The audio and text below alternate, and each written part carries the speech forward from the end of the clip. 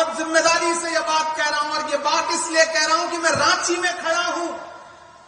یہ وہ سرزمین ہے جہاں تقریباً 3.5 سال مولانا ابوالکلام آزاد نے نظر بند رہ کر کے گزارا ہے۔ ان آب و ہواؤں میں، ان فضاؤں میں مولانا آزاد کی خوشبو ہے، یہاں ان کے احساس ہیں۔ میں اس لیے یہاں کھڑا ہو کر کے یہ بات کہہ رہا ہوں۔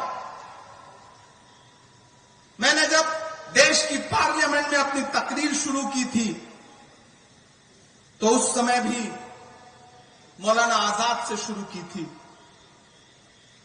میں نے کہا تھا کہ 1947 میں جامع مسجد کی سیڑھیوں پہ کھڑے ہو کر کے جب مولانا آزاد نے تقریر کی تھی اور یہ کہا تھا کہ کہاں جا رہے ہو، یہ ہے تمہارا ملک، یہاں تمہارے آباء و اجداد کی قبریں ہیں، تو لوگوں نے اپنے سروں کی گٹھڑیاں اتار کے رکھ دی تھی۔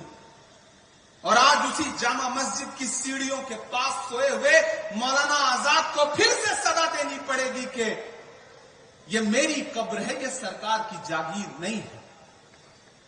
یہ سرکار جو آپ کی عبادت گاہوں کو، آپ کے قبرستانوں کو اپنی جاگیر بنا لینا چاہتی ہے، دراصل مخالفت اس سوچ کے خلاف ہے۔ وہ جو امینڈمنٹ لے کے آئے ہیں اس میں کچھ امینڈمنٹ اتنے خطرناک ہیں کہ اگر وہ زمین پر اتر گئے اور لاگو ہو گئے تو ہر شہر میں، ہر جگہ یہ سرکار ایک الگ طریقے کی فرقہ پرستی پھیلانا چاہتی ہے۔ ہم لوگ اس کے خلاف پارلیمنٹ میں بھی لڑ رہے تھے، سپریم کورٹ میں بھی لڑ رہے ہیں۔ ہمارے کئی ساتھی ہیں جنہوں نے اپنے اپنے طور پہ خود سے پٹیشن فائل کیا ہے۔ میں بھی پارلیمنٹ میں لڑنے کے بعد سپریم کورٹ میں بھی اس مدعے پہ لڑ رہا ہوں، اور ہمیں سپریم کورٹ سے بہت امیدیں ہیں کہ وہ آئین کا پاس ضرور رکھیں گے، لیکن ہر لڑائی صرف پارلیمنٹ اور نیایالیوں تک ہی نہیں لڑی جاتی۔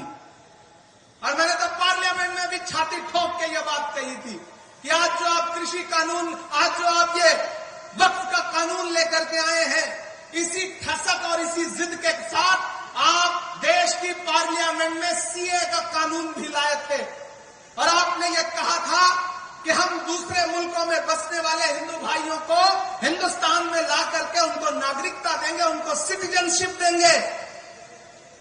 لیکن میں نے ان کی پول کھولتے ہوئے یہ بات کہی تھی کہ پچھلے 10 سال میں 2000 ہندو بھائی بھی آپ سے ناگرکتا مانگنے کے لیے نہیں آئے۔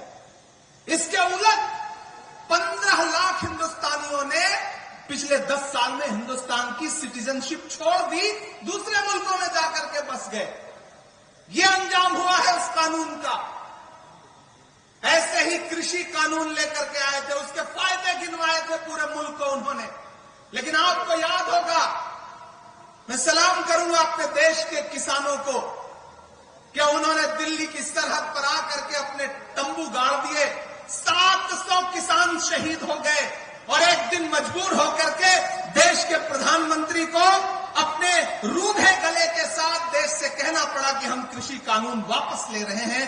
یہ انجام ہوا اس قانون کا۔ تو آپ یہ مت سمجھیے کہ دیش کی پارلیمنٹ میں قانون انہوں نے پاس کر دیا تو اب آپ خاموش ہو کے بیٹھ جائیں گے، نہیں، دیش کا آئین آپ کو طاقت دیتا ہے، آپ کو اجازت دیتا ہے، اور آپ سے کہتا ہے کہ اگر کوئی قانون عوام کے خلاف ہے تو اس پہ بات ہونی چاہیے، احتجاج ہونا چاہیے۔ اور مجھے خوشی ہے کہ پورے ملک کا مسلمان احتجاج کر رہا ہے اور یہ کہہ رہا ہے کہ ہم اس لڑائی کو چھوڑیں گے نہیں، اس لڑائی کو لڑتے رہیں گے، کیونکہ ہم کریں بات دلیلوں سے تو رد ہوتی ہے، ہم کریں بات دلیلوں سے تو رد ہوتی ہے، ان کے ہونٹوں کی خاموشی بھی سند ہوتی ہے، کچھ نہ کہنے سے بھی چھن جاتا ہے اعجاز سخن، ظلم سہنے سے بھی ظالم کی مدد ہوتی ہے۔ یہ ظلم سہنا نہیں ہے، اس کے خلاف آواز اٹھانی ہے، کیونکہ اسی زمین میں جو خودداری بوئی ہے مولانا ابوالکلام آزاد نے۔ میں آج راستے میں آ رہا تھا تو میں دلی کے جامع مسجد میں 1947 میں ان کا دیا گیا بھاشن، ان کی تقریر پڑھ رہا تھا، تو مجھے لگا کہ جب میں وہاں کھڑا ہوں گا تو میں دونوں کو کیسے ایک دوسرے سے کنیکٹ کروں۔ 1947 में दिल्ली की जामा मस्जिद की सीढ़ियों पे मौलाना आजाद की तकरीर, और 3.5 साल यहां नजरबंद रहते हुए उन्होंने जो सोचा, जो लिखा, शायद दोनों बहुत एक दूसरे से कनेक्ट करते हैं। और आज तो बारिश भी हुई है। उन्होंने उस वक्त कहा था तकरीर करते हुए कि अजीजों, अपने दिलों को मजबूत बनाओ, अपने दिलों को मजबूत बनाओ और अपने दिमागों में सोचने की आदत डालो, फिर देखो ये फैसले तुम्हारे लिए कितने फायदेमंद होंगे। ये देखो, मस्जिद के मीनारे तुमसे उचक उचक कर सवाल कर रहे हैं कि तुमने अपने तारीख के सफात को कहां गुम कर दिया है। अभी कल की ही बात है कि यही जमुना के किनारे तुम्हारे काफिलों ने वजू किया था, और आज तुम हो कि यहां रहते हुए खौफ महसूस करते हो। अजीजों, अपने अंदर एक बुनियादी तब्दीली पैदा करो। तुम्हारा खौफ बेजा है। मुसलमान और बुज़दिली एक जगह जमा नहीं हो सकता। सच्चे मुसलमान को कोई ताकत हिला नहीं सकती है, न कोई खौफ डरा सकता है। चंद इंसानी चेहरों के गायब हो जाने से डरो मत। अजीजों, तब्दीलियों के साथ चलो। ये न कहो कि इसके लिए तैयार नहीं थे, बल्कि तैयार हो जाओ। सितारे टूट गए हैं, लेकिन सूरज तो चमक रहा है। उससे किरण मांग लो और उन अंधेरी राहों में बिछा दो जहां उजालों की सख्त जरूरत है। मैं तुम्हें ये नहीं कहता कि तुम हाकिमाना इक्तिदार के मदरसे से वफादारी का सर्टिफिकेट हासिल करो।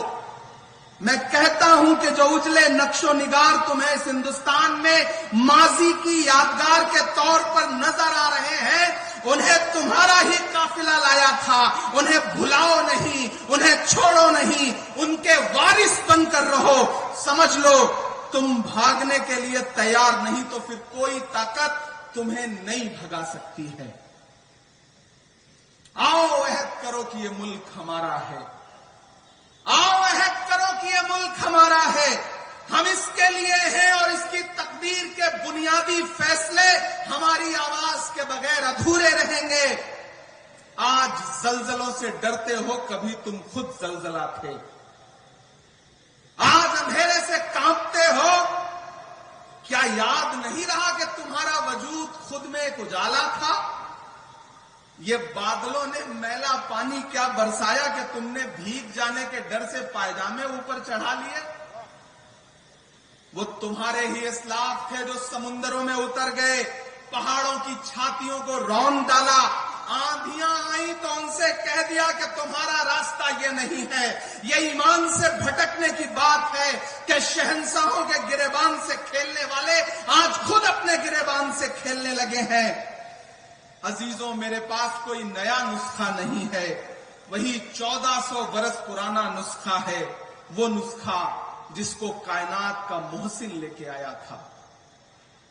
ये वो तकरीर है जो 1947 में जामा मस्जिद की सीढ़ियों पे खड़े होकर मौलाना आजाद ने दी थी। मैं रांची में खड़ा था तो मुझे लगा कि इसे दोहराना जरूरी है। आप डरिए मत। एक लड़ाई पार्लियामेंट में, एक लड़ाई अदालत में, तो एक लड़ाई जमीन पर। आपकी इबादतगाहों के खिलाफ, आपकी दर्सगाहों के खिलाफ, आपके कब्रिस्तानों के खिलाफ कोई हाथ बढ़ता है तो आगे बढ़कर के उस पंजे से पंजा लड़ाओ और कहो कि हम इसके मुहाफिज हैं। हम अपने पुरखों की, अपने अजदाद की दान की हुई जमीनें, वक्फ की हुई जमीनें लूटने नहीं देंगे।